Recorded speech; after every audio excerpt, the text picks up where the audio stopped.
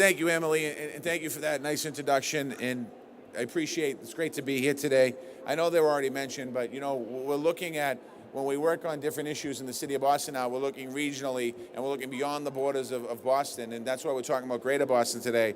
And I can't have any better partners than Jay Ash and Richard and other mayors that couldn't be with us today. But really, we truly are looking at how do we approach things in a whole different manner. Whether it's economic development, whether it's housing, whether it's climate preparedness, and I'm honored to be here with them today.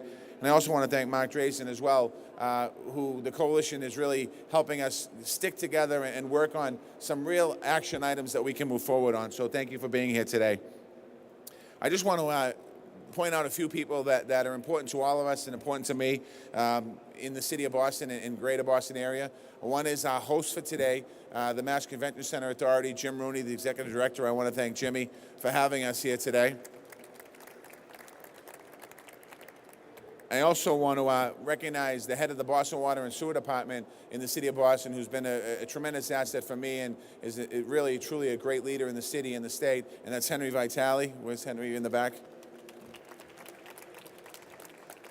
And somebody who I've known for an awful long time, who also is at the Water and Sewer, somebody who knows where every pipe is in the city of Boston, seems to have an answer for any time I've ever asked him a question, whether it was as mayor of Boston or as a state representative. And he was a constituent of mine back then, and I'm glad he still is, and that's John Sullivan.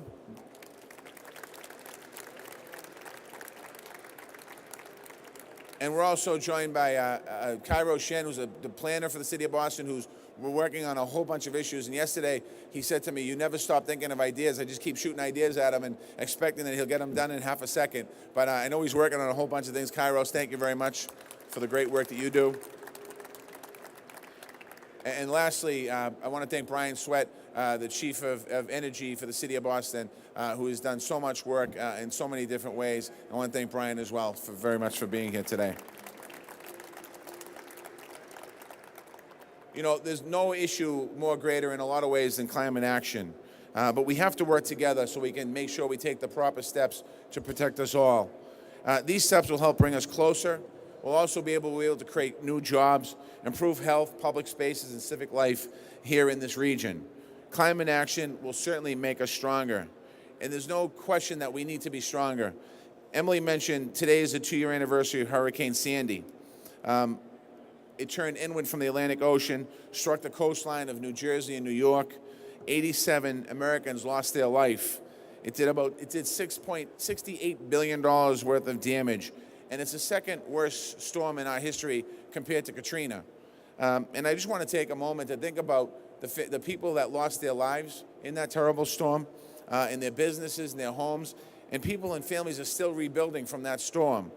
It's too important for us not to reflect upon what happened in that storm.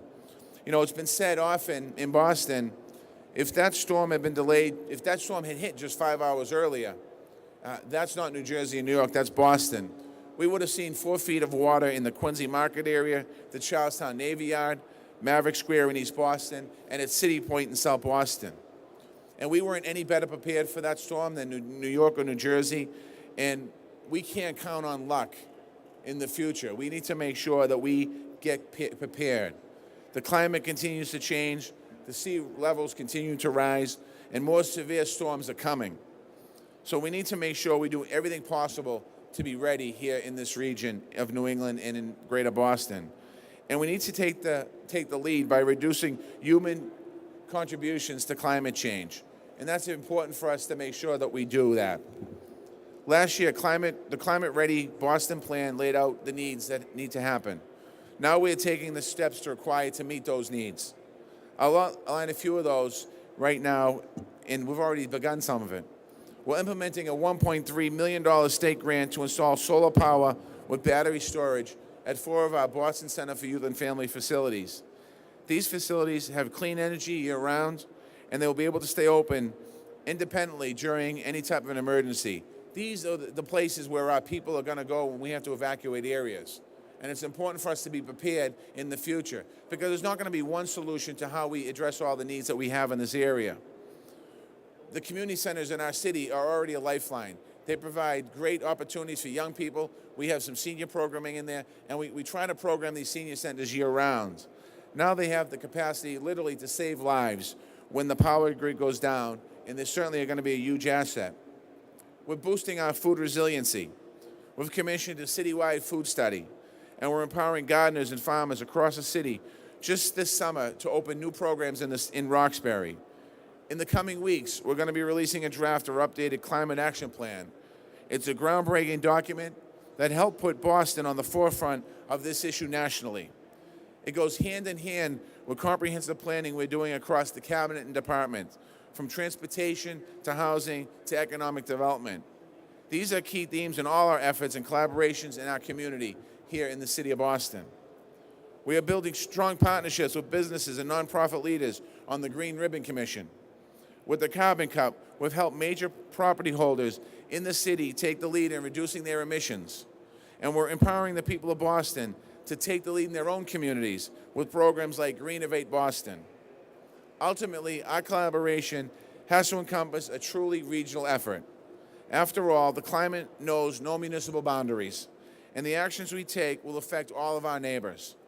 So we're going to start by confronting this challenge on a regional basis. It's the only way to make lasting progress.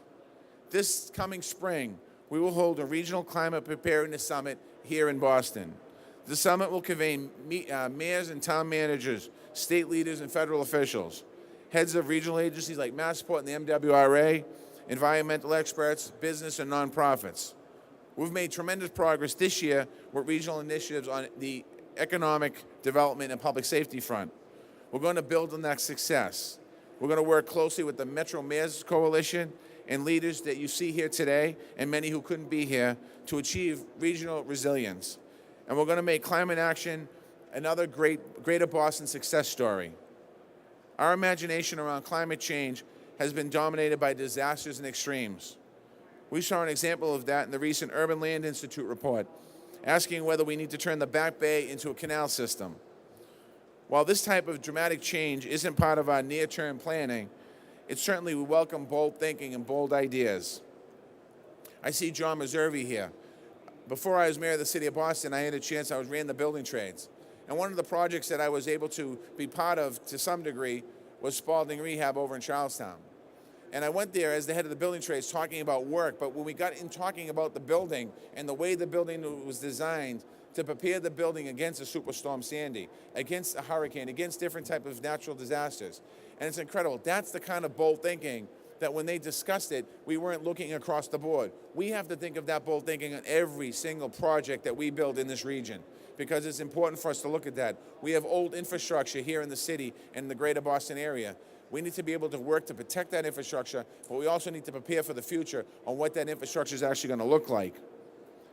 Today, we're kicking off Boston's Living with Water Design Competition. It's a call for designers from across the globe to envision a vibrant and resilient Boston. We'll invite them to reimagine iconic Boston places that are also vulnerable sites. The Prince Building in the North End, 100-acre section of the Four Point Channel, and Morrissey Boulevard. This competition will begin today and run through June of next year, and we will announce the winners. In the Living in Water competition, in our upcoming climate report, we are telling a story of climate change around all positive visions for the city. That's because I believe climate change is not a burden we take on, but an opportunity we embrace to make our city and our region the very best it can be